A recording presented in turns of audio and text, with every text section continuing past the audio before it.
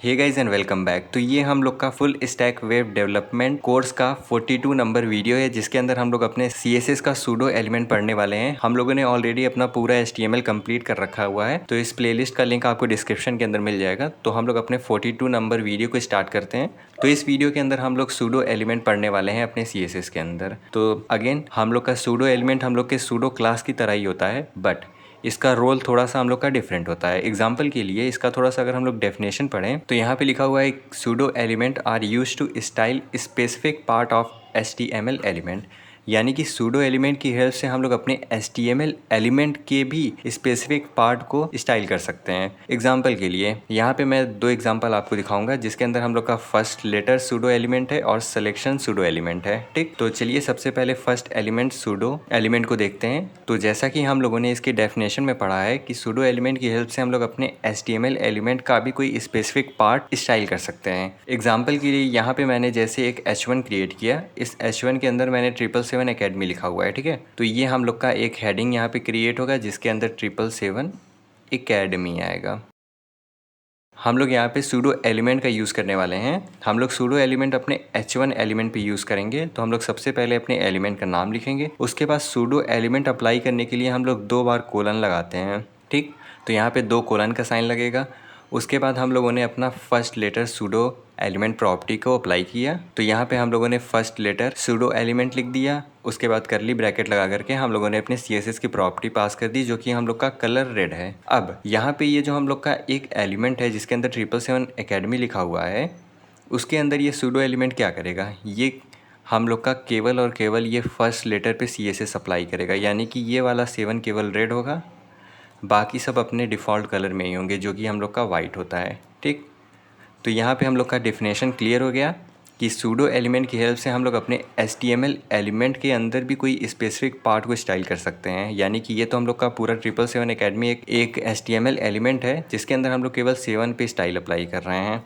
तो चलिए इसको कोड के अंदर करके देखते हैं। उसके बाद हम लोग अपने सिलेक्शन वाले को भी देखेंगे। तो यहाँ पे मैं क्या करता हूँ, सबसे पहले मैं आकर के एक H1 क्रिएट करता हूँ, जिसके अंदर मैं अगेन 777 एकेडमी लिखता हूँ। सेव करते हैं इसको। तो ये आ गया हम लोग का 777 एकेडमी। ठीक है, अब अगर हम लोग अपने H1 को सेलेक्ट करें और यहाँ पे मान लेता हूँ मैं कलर रेड करता हूँ। ठीक है, सेव करता हूँ मैं।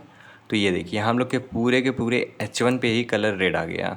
But with the help of pseudo element हम लोग इस एलिमेंट के अंदर भी कोई स्पेसिफिक पार्ट पे CSS अप्लाई कर सकते हैं। एग्जाम्पल के लिए मैं क्या करूँगा, यहाँ पे डबल कोलन लगाऊंगा, फर्स्ट लेटर वाले को सेलेक्ट करूँगा। अब अगर मैं सेव करूँ तो ये देखिए केवल हम लोग का पहला 7 रेड कलर में है और बाकी सब हम लोग का बाय डिफ़ॉल्ट कलर जो है हम लोग का ब्लैक ही है। ठीक है, अब ऐसा नहीं है कि इसको हम लोग केवल अपने H1 के अंदर ही अप्लाई कर सकते हैं, हम लोग इसको पैराग्राफ के अंदर भी अप्लाई कर सकते हैं। लेट्स सपोज दैट मैं एक पैराग्राफ क्रिएट करता हूँ, दिस इज़ माई पैरा लिखते हैं हम लोग, सेव करते हैं इसको।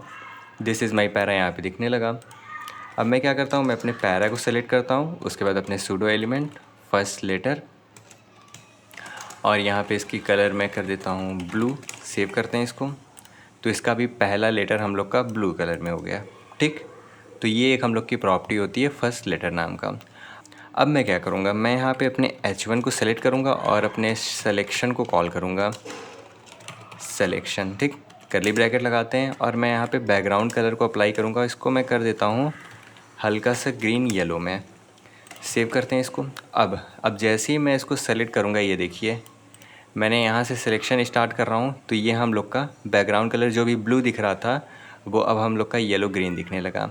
ये क्यों नहीं हम लोग का दिख रहा है, क्योंकि यहाँ पे ऑलरेडी हम लोगों ने अपनी ये वाली प्रॉपर्टी को अप्लाई कर रखा हुआ है, तो ये ओवरराइड नहीं कर रहा है हम लोग की प्रॉपर्टी। ठीक, तो जिस मोमेंट मैं इसको इससे रिमूव करता हूँ और अब अगर मैं इस पर अप्लाई करूँ तो ये देखिए आप, अब हम लोग का ये प्रॉपर वर्क कर रहा है। ठीक, अभी हम लोग के पैराग्राफ पे हम लोगों ने ये CSS प्रॉपर्टी अप्लाई नहीं की हुई है, तो हम लोग के पैराग्राफ का जो सिलेक्शन बैकग्राउंड है वो हम लोग का ब्लू ही है। ठीक, अब CSS के अंदर हम लोग के पास काफ़ी ढेर सारे सूडो एलिमेंट होते हैं, तो हम लोग सारा सूडो एलिमेंट तो कवर नहीं कर सकते हैं, बट सारे सूडो एलिमेंट के लिखने का वे हम लोग का हमेशा यही रहेगा। हम लोग क्या करेंगे, सबसे पहले एलिमेंट को लिखेंगे, फिर डबल कोलन और उसके बाद अपने सूडो एलिमेंट का नेम पास कर देंगे। ठीक है, उसके बाद अपने CSS की प्रॉपर्टी पास कर देंगे। तो और हम लोग सूडो एलिमेंट को कहाँ से देख सकते हैं, तो उसके लिए हम लोग आएंगे अपने MDN वेबसाइट के अंदर, हम लोग सूडो एलिमेंट को सर्च करेंगे और यहाँ पे आपको लिस्ट ऑफ सूडो एलिमेंट्स मिल जाएंगे, जिसके अंदर सारे आपको लिस्ट मिल रहे हैं। ठीक है, लेट्स सपोज दैट मैं यहाँ से सिलेक्शन को अगेन सेलेक्ट करता हूँ। उसके बाद यहाँ पे हम लोग का सिलेक्शन से रिलेटेड पूरा कोड दिखेगा और यहाँ पे ट्राई इट हम लोग का दिखेगा, जिसके अंदर हम लोग यहाँ पे ट्राई कर सकते हैं। ये देखो आप, अभी बैकग्राउंड कलर ये हम लोग को विजिबल नहीं है। क्यों नहीं है? क्योंकि मेरा डार्क मोड ऑन है। तो मैं इसको करंट में ऑफ़ करूँ। अब अगर मैं ये देखूँ तो ये देखो आप, यहाँ पे क्या किया हुआ है, यहाँ पे हम लोग के पैराग्राफ पे हम लोग का सिलेक्शन सूडो एलिमेंट लगा हुआ है, जिसकी हेल्प से ये क्या कर रहा है, ये सबसे पहले कलर को रेड कर रहा है और बैकग्राउंड कलर को येलो कर रहा है। तो जनरली हम लोग जब सेलेक्ट कर रहे हैं तो ये देखो आप, टेक्स्ट का कलर हम लोग का रेड हो गया बट हम लोग का बैकग्राउंड कलर येलो हो गया। ठीक, मैं इसको ग्रीन भी कर सकता हूँ। अब अगर मैं करूँ सेलेक्ट तो ये देखो आप, ग्रीन कलर का हम लोग का ये सिलेक्शन हो गया और हम लोग का टेक्स्ट कलर रेड ही है। तो इस तरह आप एक एक को सेलेक्ट करो और सबका कोड आप देखो खुद से। ये एक आपका प्रैक्टिस है। ठीक, तो होपफुली आपको सूडो एलिमेंट समझ में आ गया होगा। अगर आपको कोई डाउट हो तो आप कमेंट सेक्शन के अंदर पूछ सकते हैं। तब तक के लिए इस चैनल को सब्सक्राइब करना ना भूलें। Thanks for watching.